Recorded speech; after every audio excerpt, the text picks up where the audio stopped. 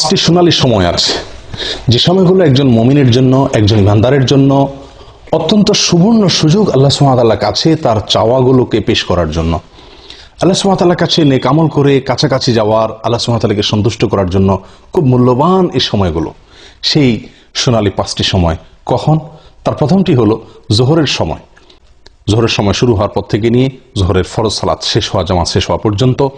আর দ্বিতীয়ত হলো আজান যখন দেওয়া হয় সালাতের, পাঁচ ওয়াক্ত সালাতের আজানের পরবর্তী সময়টুকু। 3 নম্বর হলো এক সালাত পড়ার পরে মানুষ যখন অন্য সালাতের জন্য অপেক্ষমান থাকেন ওই সময়টুকু।